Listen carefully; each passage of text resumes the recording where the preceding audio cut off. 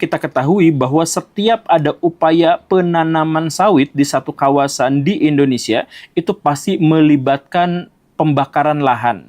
Baraya bisa cek sejarahnya, dimanapun ada sawit itu berada, maka di situ akan dimulai dengan pembakaran hutan dan lahan. Begitu ya. Nah, Pak Prabowo sendiri itu telah mengizinkan kepada sejumlah perusahaan-perusahaan untuk melakukan penanaman sawit di wilayah yang mereka pinjam. Begitu. Jadi ada korelasinya, ada hubungannya. Dan kita juga harus mengetahui bahwa lahan hutan di Kalimantan secara khusus yang sudah terbakar itu harganya jauh lebih mahal daripada yang masih berupa hutan. Dan karena itulah maka di Kalimantan itu pembakaran hutan itu bukan hanya disengaja, tetapi sudah menjadi sebuah industri.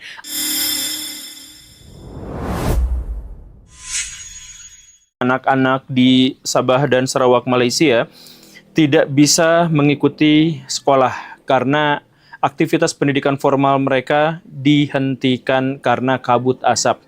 Kabut asap itu menyebabkan juga bahwa aktivitas ekonomi di sana lumpuh dan banyak sekali kegiatan-kegiatan formal yang biasa mereka lakukan sehari-hari sekarang tidak bisa dilakukan karena terlalu pekatnya kabut asap.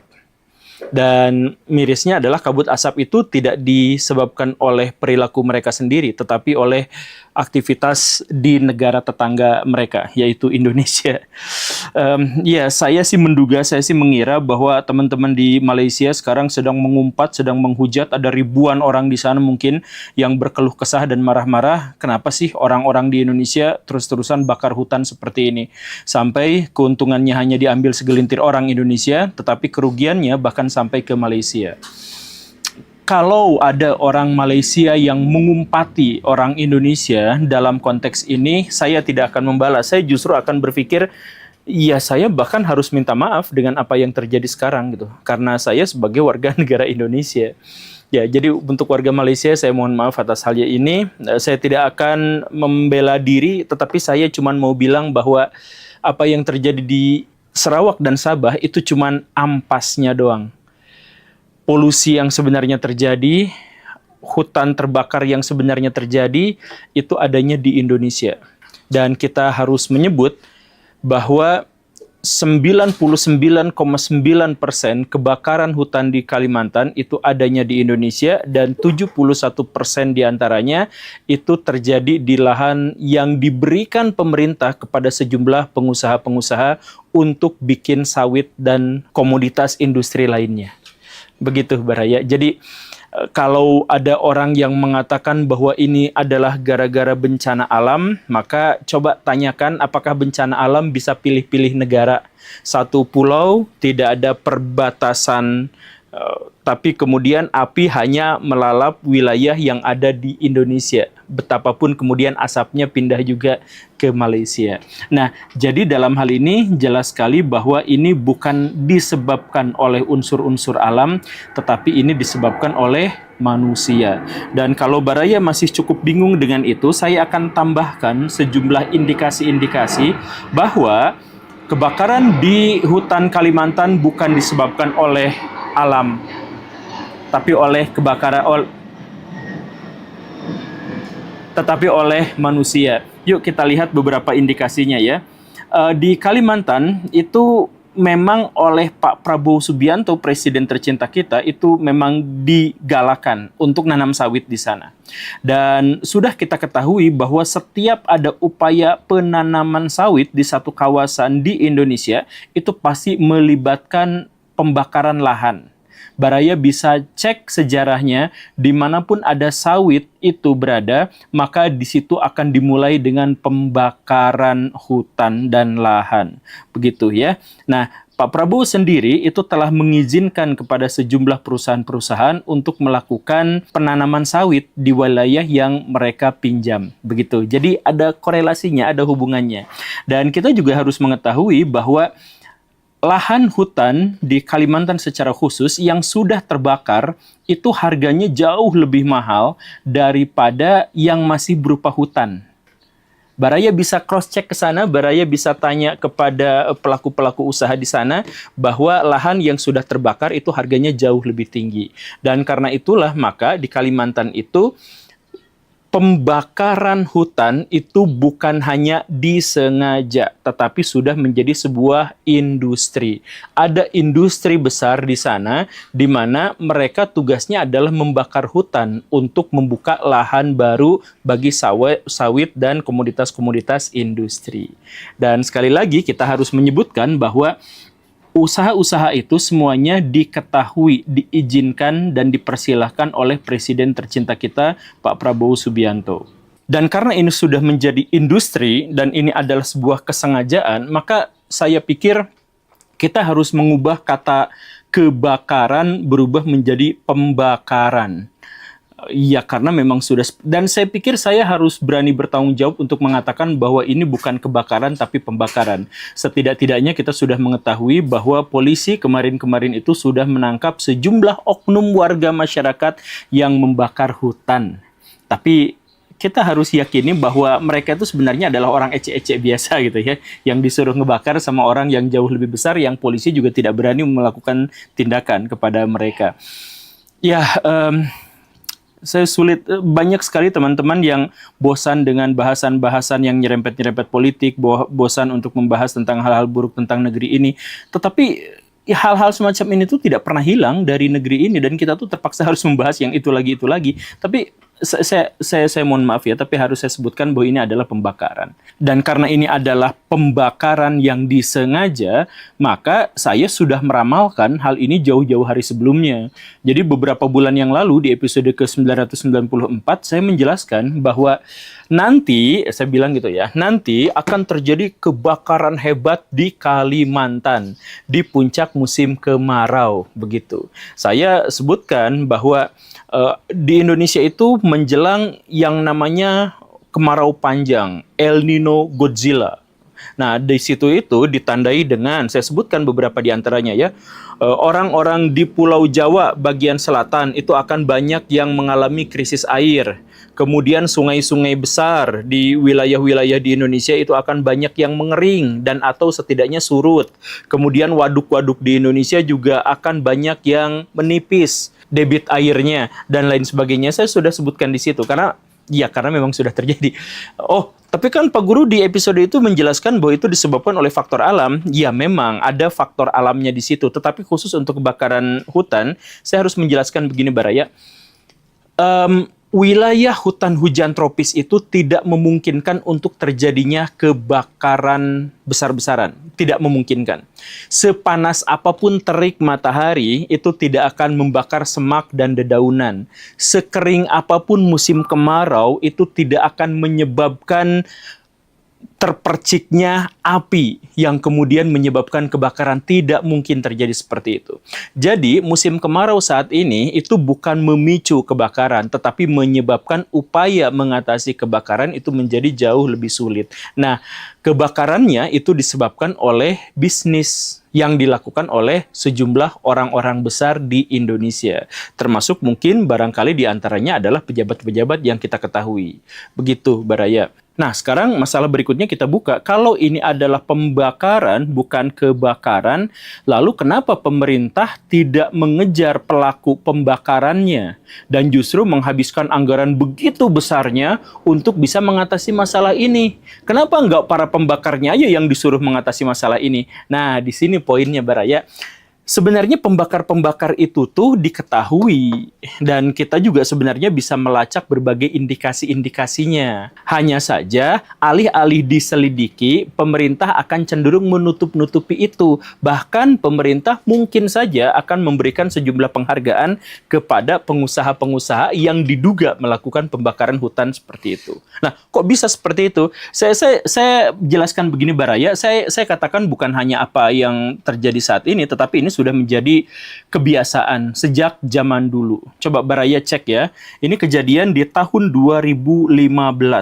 Ada kebakaran yang sangat-sangat dahsyat di Indonesia yang menyebabkan 3,5 juta hektar lahan itu terbakar, dan kemudian Bank Dunia menobatkannya sebagai salah satu bencana terbesar di abad ke-21. Dan bencana kebakaran itu menyebabkan Indonesia mengalami kerugian 16 miliar US dollar atau sekitar 240 triliun rupiah. Dan itu juga menyebabkan sekitar 100.000 manusia Indonesia mati di usia dini karena penyakit yang disebabkan oleh kebakaran itu.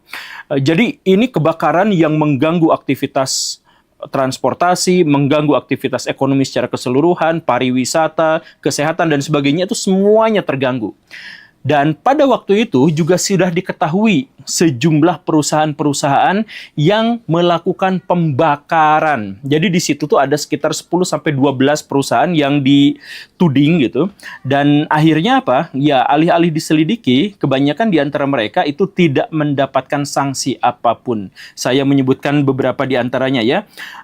Dari 12 kelompok pengusaha kelapa sawit, itu hanya 2 yang ditegur dan menerima sanksi administratif. Kemudian tidak ada satupun di antara mereka yang konsesinya dicabut, dan tidak ada satupun di antara mereka yang mendapatkan sanksi serius. Walaupun demikian, Pak Jokowi kemudian berpidato tanggal 18 September 2019 mengatakan, kami telah mengambil langkah-langkah penegakan hukum baik individu maupun korporasi, kami telah mengambil tindakan-tindakan tegas terhadap semua orang, bla bla bla bla. Nampak gagah, tapi sebenarnya itu hanya pidato saja, karena di lapangan tidak ada satupun perusahaan-perusahaan itu yang mendapatkan sanksi tegas, walaupun sudah ketahuan. Dan karena tidak ada sanksi tegas, maka sudah menjadi keniscayaan bahwa peristiwa itu akan terulang lagi. Kan begitu? Dan karena peristiwa itu sudah niscaya akan terulang lagi, bahkan saya yang bukan peramal pun pasti akan bisa menduga kapan kebakaran hutan Kalimantan akan terjadi lagi. Begitu, Baraya. Nah, lalu masalah yang tadi, kenapa pemerintah tidak berani menghukum mereka, padahal sudah jelas dalam tanda kutip. Yang nggak berani menghukum itu karena bagaimanapun negara ini itu adalah negara oligarki. Salah satu ciri dan karakteristik dari negara oligarki itu adalah untuk mendapatkan kekuasaan, dua belah pihak harus berkoordinasi, harus bersekutu, berkooperasi, yaitu penguasa dan pengusaha. Penguasa membutuhkan sejumlah uang untuk menyogok rakyatnya agar terpilih. Dan setelah itu, maka dia akan memberikan balas jasa berupa sejumlah keringanan-keringanan, kemudahan-kemudahan, dan peraturan-peraturan yang bisa digunakan oleh para pengusaha untuk mendapatkan keuntungan yang jauh lebih besar. Begitu. Nah, karena itulah setiap ada pemimpin yang disponsori oleh pengusaha, maka dia pasti akan berhikmat kepada pengusaha itu. Karena di Indonesia pengusaha yang paling loyal dan paling besar itu pasti adalah pengusaha batubara, sawit, dan sebagainya. Dan mereka lah biasanya juga yang menyuplai sponsor untuk para penguasa. Maka mereka tidak akan diapa-apakan, tidak akan diselidiki, dan media-media juga relatif bungkam. Begitu. Nah, itu masalah yang pertama. Kemudian masalah berikutnya, kenapa masalah ini tidak kunjung selesai? Karena pengusaha-pengusaha di sana itu banyak yang merangkap menjadi mafia. Dan mereka itu galaknya luar biasa, Baraya. Seriusan galak. Jadi kalau ada orang yang ngomong kayak gini tuh, mereka bisa tandain dan mereka bisa celakain. Saya pernah menjelaskan di episode ke-951, di sana saya sebut orang yang terduga menjadi mafia yang menyebabkan kerusakan lingkungan parah luar biasa terhadap Kalimantan, dan kemudian oleh Pak Prabowo Subianto justru mendapatkan penghargaan. Saya sebut nama tuh di situ. Dan orang itu telah dituduh oleh sejumlah aktivis lingkungan melakukan penganiayaan dan percobaan pembunuhan, bahkan ya pembunuhan terhadap beberapa aktivis. Nah, tapi itu mendapatkan penghargaan. Begitu. Jadi bukan hanya mereka itu sangat berkuasa, tetapi mereka juga sangat kejam untuk mengambil tindakan-tindakan yang ekstrim terhadap para penentangnya. Nah, kalau sudah seperti itu bagaimana dong? Ya sudah, makanya ini peristiwa ini akan terus-terusan berulang dan peristiwa ini akan terus-terusan berlanjut. Dan setelah ini terjadi, dugaan saya, ini kan saya dari tadi sudah banyak menduga dan terbukti benar kan? Biar kelihatan jago ramal. Nah, setelah itu dugaan saya berikutnya itu adalah pemerintah akan menggerakkan ulama-ulama Nahdlatul Ulama untuk memberikan sejumlah penjelasan, keterangan, dan ulasan-ulasan fikih untuk membenarkan tindakan itu. Begitu. Baik itu yang labelnya NU maupun yang labelnya MUI. Biasanya sih begitu gitu. Makanya nanti ke depan kita akan menemukan istilah-istilah Wahabi lingkungan dan akan menemukan istilah-istilah sogokan hasanah. Sogokan syariah atau yang semacam itu nanti akan keluar lagi lah. Kita tunggu saja gitu. Nah, terus gimana dong hutan Kalimantan, bakal diselamatkan nggak? Sulit sih untuk berharap sekarang bakal terselamatkan, dan saya justru curiga ke depan kita akan menghadapi hal yang lebih buruk lagi. Apa itu? Kebakaran akan terjadi dalam tahun-tahun ke depan, dugaan saya mungkin 3-4 tahun ke depan, maksimal 5 tahun ke depan, terjadinya akan di Pulau Papua. Serius. Kenapa bisa seperti itu? Nah, ini lagi-lagi bukan ramalan. Ya, walaupun saya pengen disebut sebagai peramal sih. Karena ongkosnya gede, bakal dibiayain sama banyak orang. Tapi saya jelaskan begini, Mbak ya. Ini trennya beginilah ya. Ketika masyarakat Indonesia awal-awal bisnis sawit, kan awal-awalnya itu bikinnya tuh di Sumatera. Nah, maka kebakaran hutan tuh awal-awal masif tuh di Sumatera. Seiring dengan ditanamnya sawit-sawit. Nah, begitu. Ketika sawit Sumatera itu sudah mulai makin banyak, maka mereka banyak yang beralih juga ke Kalimantan. Nah, jadi kebun sawit juga ada di sana. Dan begitu Sumatera dan Kalimantan sama-sama ditanamin sawit, begitu pula lah semakin banyaknya kebakaran hutan yang terjadi di dua pulau itu. Nah, trennya dulu tuh gini, Sumatera lebih tinggi karena sawitnya lebih banyak. Terus makin tinggi. Nah, ini terus menyusut. Sekarang Sumatera tuh menyusut pembakarannya. Kenapa? Karena sawitnya udah terlalu banyak, hutannya udah tinggal dikit gitu kan. Jadi kebakarannya juga tinggal dikit. Nah, Kalimantan yang sekarang membesar. Nah, sekarang mungkin sangat-sangat besar. Nanti setelah itu, setelah Kalimantan juga habis sama sawit, nah kita pindah ke Papua. Pak Prabowo Subianto sendiri. Kita punya teksnya ya, jadi di episode yang ini juga saya jelaskan Pak Prabowo Subianto sendiri yang menggalakkan penanaman sawit di Papua. Nah, sekarang itu udah sedikit-sedikit Papua itu ditanamin sawit. Nah, ketika nanti sudah semakin lama semakin banyak, industri di sana sudah berjalan, maka di sana industri pembakaran hutan juga akan muncul lagi. Dan disitulah kita akan menemukan mungkin dalam 3-4 tahun ke depan, Papua juga akan kebakar. Kemarin Pak Prabowo Subianto itu mengajukan sebuah wacana bahwa sawit akan ditanam juga di Papua. Itu membuat saya khawatir. Dalam pandangan Pak Prabowo Subianto, sawit itu berkah, sawit itu kebaikan, dia itu pohon yang ada daunnya, dan karena itu ketika kita menanam pohon di situ, kita akan mendapatkan manfaatnya dan relatif tidak merusak lingkungan. Itu dalam pikiran Pak Prabowo Subianto. Ya, tentu saja kita tidak akan pernah menafikan manfaat dari sawit, bahwa di situ menggerakkan ekonomi, bahwa itu turut serta dalam membangun bangsa Indonesia, ekspornya itu bisa memberikan kita devisa yang luar biasa dan sebagainya. Hal-hal semacam itu adalah hal yang tidak bisa kita tolak, itu bisa kita pastikan. Hanya saja kemanfaatan ekonomi dari perkebunan sawit itu kan tidak sebesar dampak buruk yang dihasilkan untuk bangsa ini, khususnya dalam jangka panjang, bahwa sawit itu mungkin akan kita andalkan dalam penerimaan devisa dalam 10-20 tahun ke depan, itu bisa saja terjadi. Tetapi setelah itu, hutan yang dirubah menjadi lahan sawit itu kan tidak bisa dikembalikan, itu menjadi permanen atau setidaknya membutuhkan ratusan tahun untuk dikembalikan. Jadi kalau kita hanya membutuhkannya dalam 2 dekade tetapi kita justru malah menghancurkan alam kita sampai ratusan tahun berikutnya, bukankah itu adalah tindakan yang konyol? Nah, di episode kali ini saya ingin menjelaskan kepada Baraya bahwa wacana, bahkan sekedar wacana pun, wacana terkait dengan penanaman sawit di Papua itu resikonya terlalu besar dan bisa saja menjadi bencana ekologis, bencana sosial, dan bencana politik yang dampaknya itu akan menjadi sangat masif. Simak videonya sampai tuntas, yuk kita bahas. Nggak usah intro, kelamaan. Hal pertama yang ingin saya sampaikan adalah bahwa perkebunan dengan hutan itu adalah 2 hal yang berbeda. Sehingga penyebutan sama-sama ada daunnya, itu sama sekali tidak relevan untuk diucapkan, apalagi oleh seorang presiden. Kenapa seperti itu? Saya ingin uraikan beberapa di antara perbedaannya ya. Yang pertama, perkebunan itu meniscayakan perubahan kontur tanah dan struktur serta lapisan tanah.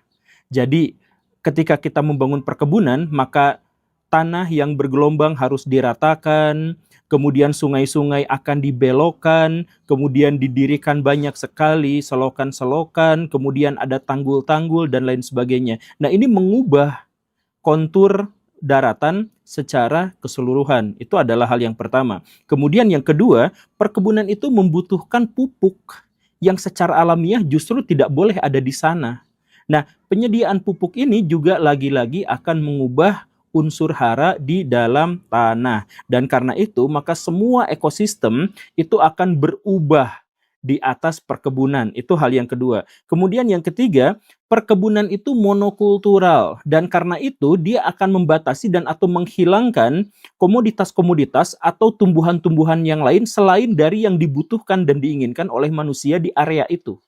Jadi kalau dulu mah dalam satu petak hutan seluas 1 hektar, ada begitu banyak tumbuhan, ada begitu banyak hewan dan sebagainya. Maka kalau jadi perkebunan, dalam hal ini perkebunan sawit, maka tanaman yang boleh ada di situ hanya sawit. Selain tanaman sawit, maka yang lain disebut sebagai hama atau gulma. Begitu kan? Walaupun aslinya dia ada di situ, tetapi ketika dia sudah berubah menjadi perkebunan, maka dia sama sekali tidak boleh diterima. Demikian pun dengan hewan-hewan. Hewan-hewan di hutan itu ekosistemnya sudah terjaga. Harimau jumlahnya sekian sudah seimbang dengan jumlah buruannya. Ulat itu sudah seimbang dengan daun yang dimakannya. Semuanya seperti itu. Tetapi ketika sudah jadi perkebunan, maka harimau dan babi hutan dari statusnya awalnya adalah hewan langka berubah menjadi hama. Babi hutan kalau masuk perkebunan kan jadi hama. Betapapun babi hutan itulah sebenarnya pemilik dari tanah itu, dari leluhur sebelum-sebelumnya memang habitatnya udah ada di sana. Ketika sudah berubah menjadi perkebunan, dia berubah menjadi hama. Demikian pun harimau berubah menjadi ancaman. Dan itu adalah hewan-hewan yang besar, yang kecil-kecil juga sama aja gitu. Jadi ada ulat-ulat yang biasanya ada di sana, ada kupu-kupu yang ada di sana, serangga, cacing, dan sebagainya juga ada di sana. Itu semuanya tidak boleh ada di sana, dan disemprotin sama pestisida dan insektisida. Semuanya dirubah menjadi sawit. Dan dalam hal itulah maka hutan dengan perkebunan lagi-lagi itu sangat berbeda. Kemudian perkebunan yang monokultural itu juga berinteraksi dengan tanahnya dengan cara yang sangat berbeda dengan kalau dia adalah hutan. Kalau monokultural, akarnya ya segitu-segitu saja, kemudian berhadapan dengan sungai ya begitu-begitu saja, berhadapan dengan angin begitu-begitu saja. Nah, kalau hutan itu kan sudah sangat berbeda, akar satu dengan akar yang lain saling menunjang, kemudian hewan satu dengan hewan yang lain sudah menunjang dan sebagainya. Maka ingin saya tegaskan sekali lagi bahwa hutan itu tidak sama dengan perkebunan, dan sawit tidak sama dengan pohon yang lain betapapun sama-sama ada daunnya. Dan ingin saya tegaskan, ini baru perbedaan di permukaan. Kalau kita melihat sawit sebagai industri, sebagai yang menggerakkan ekonomi, maka itu kan harus dibuat dalam skala yang sangat besar, skala yang sangat-sangat masif. Dan karena itu, maka biasanya perubahan dari hutan berubah menjadi perkebunan itu harus dibakar. Karena itu adalah cara yang paling instan dan cara yang paling murah. Maka saya tanya kepada Baraya, sejak kapan hutan di Sumatera itu berubah menjadi lahan sawit? Sejak zaman Orde Baru, khususnya mulai terjadi dan marak itu di tahun 1995. Dan apa yang terjadi? Di tahun 1997 terjadi kebakaran hebat. Nah, kebakaran ini bukan hanya sekedar kebakaran yang akhirnya yang cuman disemprot sama damkar dan sebagainya, enggak sebatas itu. Tapi ini mengganggu aktivitas manusia di seluruh Asia Tenggara. Seluruh Asia Tenggara, Baraya, bayangkan ya.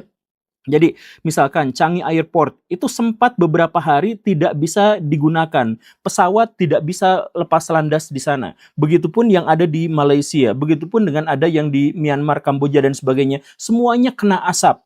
Dan ditambah lagi dengan penyakit yang berhubungan dengan pernapasan itu meningkat drastis. Kematian yang disebabkan olehnya itu meningkat drastis. Baraya yang pernah mengalami kejadian tahun 1997, itu Indonesia tuh diolok-olok, dicela, dimusuhin sama negara-negara tetangga. Bahkan dulu sampai ada lagu parodi gitu ya, yang berhubungan dengan itu. dengan kebakaran hutan itu memalukan sekali Baraya dan merenggut banyak jiwa manusia dan ditambah dengan kelumpuhan ekonomi yang sangat besar. Indonesia dimusuhin. Dan itu baru tahun 1997. Lalu 1999 kejadian lagi. Tahun 2005 kejadian lagi. 2006, 2009 kejadian lagi. 2013 itu sampai memicu keretakan diplomatik yang sangat luar biasa Indonesia, Malaysia dengan Singapura. Karena kita tuh dibully. Bayangin aja Baraya, hutan dibakar, asapnya mengelilingi semua Asia Tenggara, menghentikan kegiatan ekonomi dan menyebabkan kematian pada banyak pihak. Itu Indonesia pelakunya. Dan bukan hanya 2013, dilanjut dong 2014, 2015 ini adalah salah satu yang terburuk, kemudian 2019. Mungkin Baraya tidak banyak mendengar berita yang semacam ini kecuali yang tahun 97 itu. Mungkin ya, mungkin. Karena memang akses terhadap berita kebakaran ini dibatasi. Tetapi di luar negeri Indonesia tuh bahan olok-olokan. Sekarang kita tuh suka mikir, kenapa ya orang Malaysia benci banget sama kita? Kenapa sih orang Singapura itu benci banget sama kita, ngeremehin kita? Ya karena pada waktu itu tuh ekonomi mereka lumpuh. Dan kesehatan keluarganya itu terganggu gara-gara ada pembakaran hutan yang jelas dilakukan oleh orang-orang Indonesia. Terjadi di Indonesia, baik oleh pemerintahannya dalam tanda kutip maupun oleh pihak swasta. Tapi yang jelas ada pembakarannya di Indonesia. Nah, itulah awal mula dari perubahan hutan berubah menjadi sawit. Jadi untuk mengubah dari hutan jadi sawit aja effortnya, kerugiannya itu luar biasa, fantastis. Dan lagi-lagi ketika kita berpikir bahwa Pak Prabowo Subianto mewacanakan akan juga menanam sawit di Papua, apa yang dipikirkannya? Apakah kita akan melihat bahwa Papua juga akan kebakaran sama seperti Sumatera kemarin? Apakah kita akan melihat Papua juga itu akan ada banjir bandang dengan gelondongan-gelondongan kayu sama seperti yang di Sumatera? Apakah itu yang dibayangkannya? Pak Prabowo lagi-lagi berpikir bahwa sawit itu berkah, sawit itu anugerah, bahwa dia bisa dijadikan bahan bakar alternatif, misalkan biofuel dan lain sebagainya. Gini saya jelasin, bencana ekologis kalau misalkan terjadi di Papua ya. Selain masalah-masalah yang tadi itu, Pulau Papua itu khas, unik. Secara geologis dan geografis itu memang berbeda dengan banyak pulau lain di Nusantara. Hewan-hewannya berbeda. Burung-burungnya, tanamannya banyak yang endemik di sana, banyak yang eksotik di sana. Nah, kalau di sana hutannya dibakar, banyak di antara mereka yang akan jadi punah. Atau kalaupun ada yang mereka berhasil mengungsi, kabur, kemudian ketika hewan-hewan itu balik lagi ke tanah mereka yang semula, sudah berubah menjadi sawit. Dan kemudian mereka tiba-tiba statusnya berubah dari hewan langka menjadi hama. Cendrawasih itu bisa jadi hama, kasuari itu bisa jadi hama, kalau itu ada di lahan perkebunan sawit. Baraya pikirkan itu. Dan bukan hanya soal itu, ini juga dampak sosialnya besar. Dampak sosial itu maksudnya orang-orang Papua itu sudah punya tanah adat. Di sana sudah punya ekosistem. Mereka tuh sudah hidup di sana dengan gaya bahasanya, dengan tutur katanya, dengan budaya dan tradisinya. Mereka sudah memiliki kekhasan di sana. Kalau sampai di sana juga diubah menjadi sawit, apa yang terjadi? Sengketa lahan, Baraya. Itu dijamin sengketa lahan.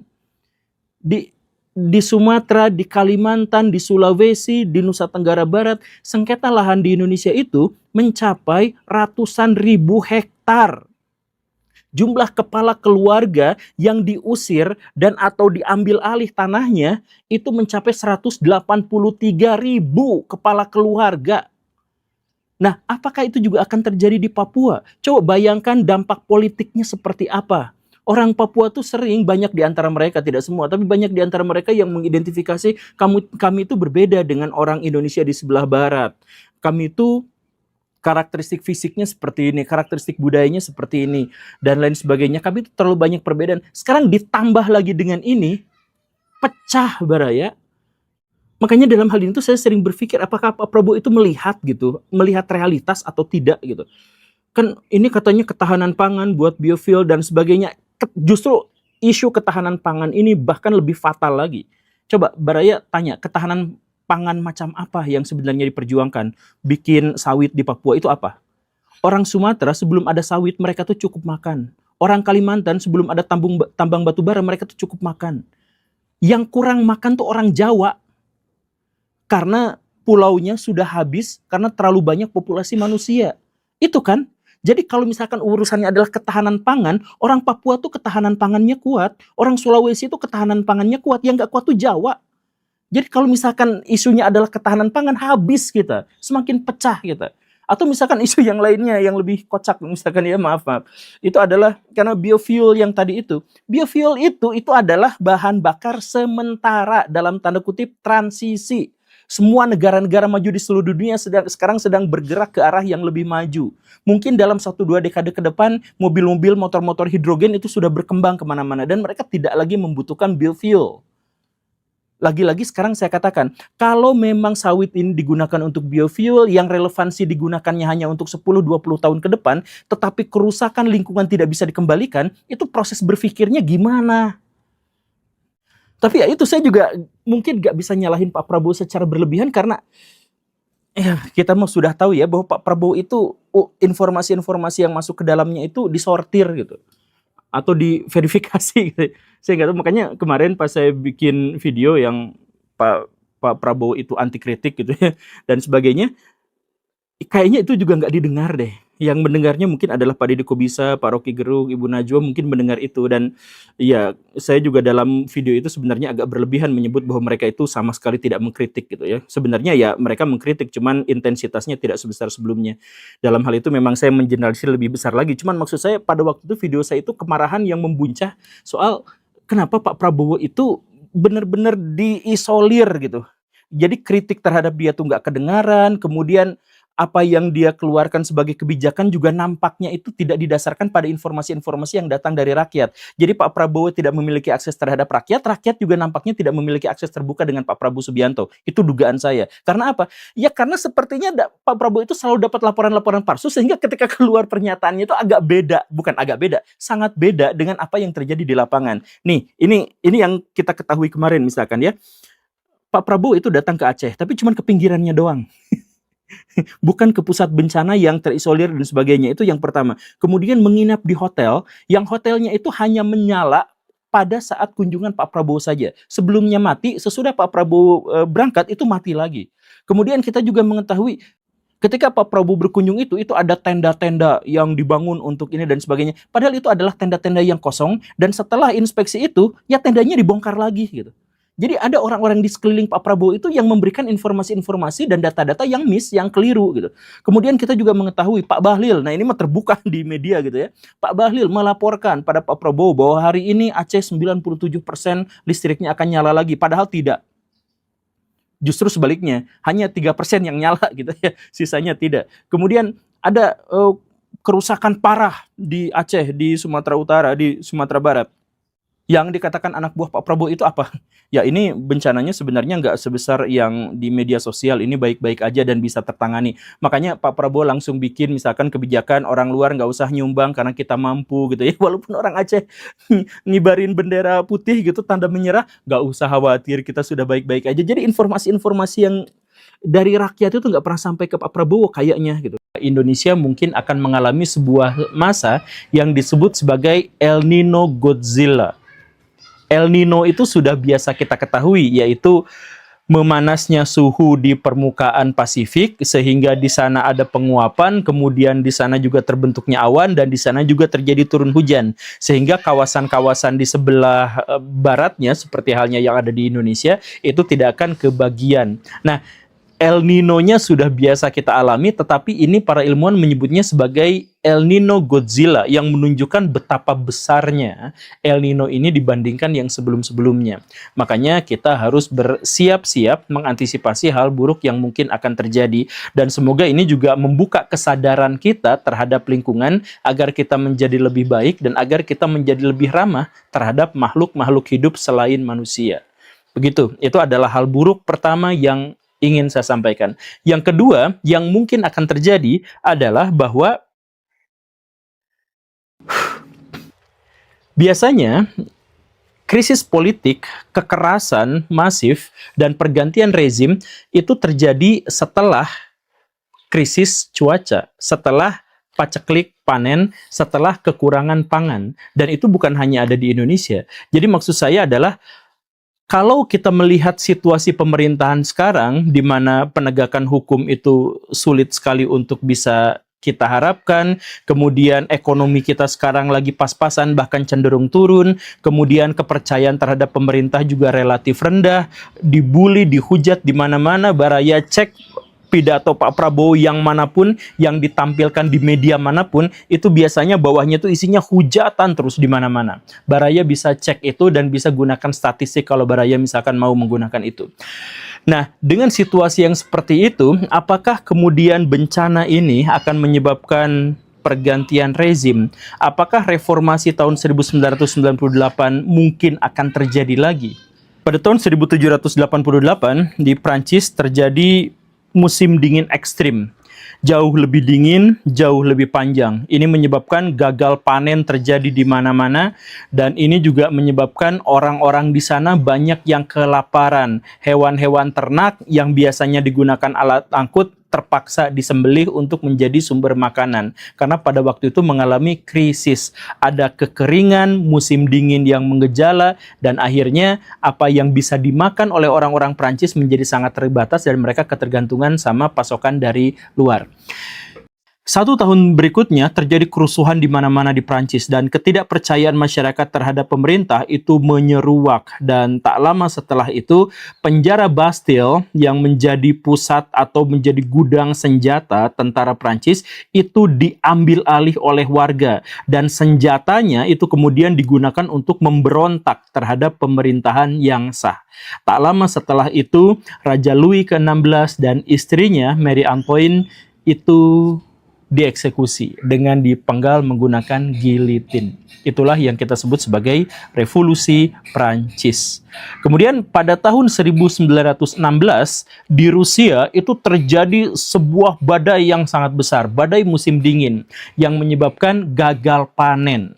Dan bukan hanya menyebabkan gagal panen, yang lebih penting lagi adalah musim dingin itu telah memutus jalur dan pasokan distribusi pangan ke seluruh wilayah Rusia. Kita mengetahui bahwa Rusia itu wilayahnya sangat-sangat besar, jadi mereka untuk mendistribusikan satu sumber daya pangan ke tempat yang lain itu butuh waktu yang sangat lama dan effort yang sangat besar. Nah, kalau terjadi badai dan itu terjadi pada waktu itu, jalan-jalan banyak yang ditutup, kemudian transportasi banyak yang terhenti dan sebagainya, akhirnya Rusia mengalami kelaparan di banyak wilayah. Kemudian sekitar 1 tahun berikutnya ada revolusi di bulan Februari yang akhirnya menggulingkan kekaisaran Rusia. Jadi keluarga Tsar Nikola itu dikejar-kejar dan kemudian dieksekusi, kemudian pejabat-pejabat penting juga diserang dan dieksekusi, dan pada waktu itu terjadi pergolakan yang sangat besar. Dan bukan hanya sekali, 7 bulan setelah itu ada revolusi berikutnya, revolusi Bolshevik. Jadi pihak yang telah menggulingkan kekuasaan Tsar itu digulingkan lagi oleh pihak yang mengaku dirinya sebagai kaum komunis Bolshevik. Dan pada waktu itulah Rusia OTW berubah menjadi Uni Soviet, negara komunis terbesar di seluruh dunia di era Perang Dingin. Kita mengetahui itu kan, dan rangkaian peristiwa itu kita sebut sebagai Revolusi Rusia. Dari mana itu dimulainya? Pemicunya adalah krisis pangan gara-gara cuaca ekstrim. Kita lihat lagi, pada tahun 1996 di Indonesia itu terjadi kejadian yang sangat mengerikan, kekeringan panjang. Saya ingat betul pada waktu itu, saya masih kecil sekali, tapi saya nonton berita, entah di TVRI atau RCTI, itu banyak sekali orang-orang yang hanya untuk mendapatkan satu jeligen air, dia membutuhkan perjalanan berjalan kaki sampai 10-20 km. Saking minimnya air tersedia di Indonesia pada waktu itu. Karena kekeringan telah menghentikan pasokan air alamiah, kekeringan juga menghentikan panen, kekeringan juga akhirnya menciptakan kebakaran hutan yang masif di banyak wilayah di Indonesia, khususnya di Sumatera dan Kalimantan pada waktu itu. Nah, krisis cuaca dan kemudian krisis pangan ini kemudian menggelora menjadi krisis ekonomi. Dan setelah krisis ekonomi kita mengetahui akhirnya Pak Harto lengser pada tahun 1998. Dan kita mengenalnya sebagai reformasi. Dari ketiga peristiwa itu, bisakah kita mengambil kesimpulan bahwa kerusakan alam, bencana ekologis, kemudian gagal panen itu bisa menyebabkan pergantian rezim? Bisa nggak kita ngambil kesimpulan seperti itu? Nggak gitu dong. Kan nggak semua revolusi dimulai dari gagal panen, dan nggak semua gagal panen itu memicu revolusi. Benar kan? Benar. Ya memang benar. Tetapi ada dialektika bencana yang sering kali kita abaikan, bahwa sebenarnya itu tuh memang ada kaitannya, karena gini, kita tuh manusia, dan manusia itu sebelum dia menjadi makhluk sosial, dia tuh adalah makhluk biologis dulu. Dalam artian, ketergantungan dirinya pada faktor-faktor alamiah itu jauh lebih besar daripada ketergantungannya pada faktor-faktor sosial dan politik. Dan karena itu, maka kebutuhannya akan pangan, akan sandang, akan papan, kebutuhan atas rasa aman jauh lebih urgen daripada masalah-masalah politik. Dan bahkan urusan-urusan politik sekalipun itu diciptakan untuk menyelesaikan masalah-masalah biologis kemanusiaan. Kan begitu. Nah, makanya dalam hal ini, setiap hal yang berhubungan dengan bencana alam yang kemudian menciptakan kerusakan ekosistem dan kemudian menciptakan kelaparan dan sebagainya, harus kita anggap sebagai bagian dari pemicu akan terjadinya sebuah revolusi besar.